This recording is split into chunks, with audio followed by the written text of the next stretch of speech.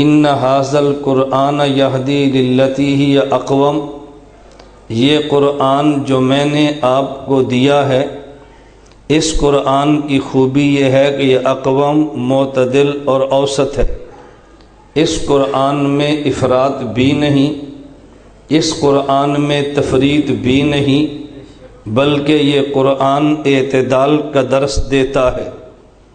ہمارے ہاں دو لفظ استعمال ہوتے ہیں، ایک ہوتا ہے حد سے گزر جانا، ایک ہوتا ہے حد سے اتر جانا۔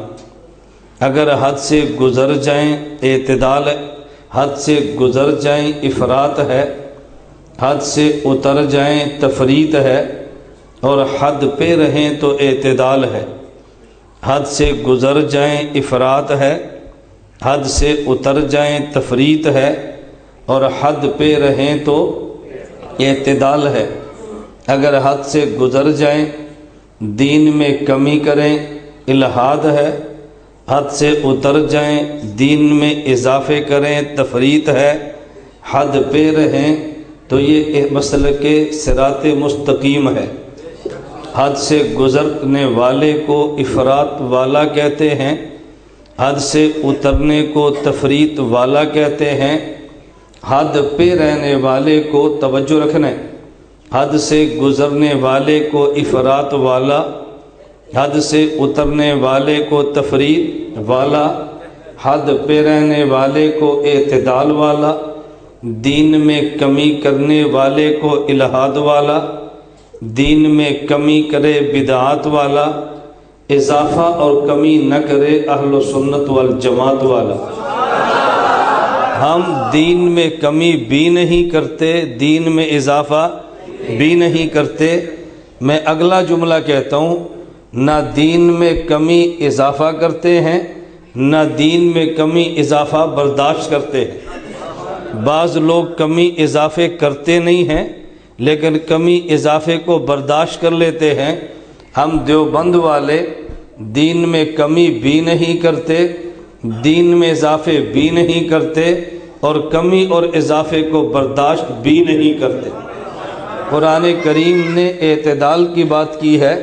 میں نے آپ کی خدمت میں صرف ایک نقطہ پیش کرنا ہے۔ دیوبند کوئی مستقل مسلک نہیں ہے۔ جو سمجھتا ہے دیوبند مستقل مسلک ہے وہ جھوٹ بولتا ہے، حد اعتدال سے ہٹ چکا ہے۔ دیوبند کوئی مستقل مسلک نہیں ہے۔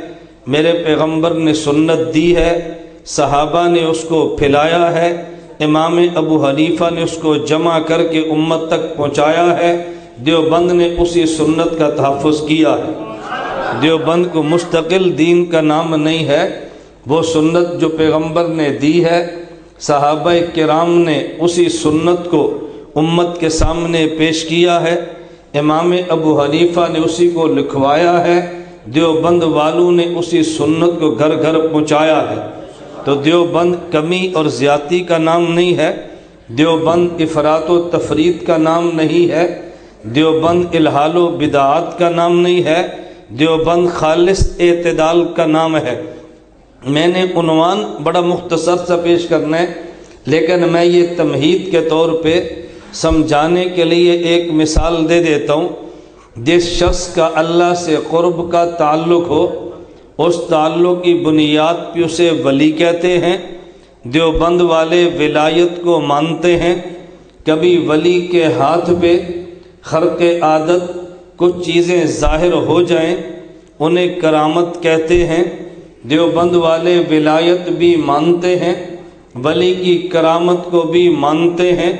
دنیا میں بعض لوگ وہ ہیں جو ولی کی کرامت کو نہیں مانتے، یہ الحاد والے ہیں، اور بعض وہ جو ولی کی کرامت کو مان کے ولی سے مانگتے ہیں، یہ بدعات والے ہیں۔ اور جو ولی کی کرامت کو مان کے ولی کے خدا سے مانگے، یہ اہل سنت والجماعت والے ہیں۔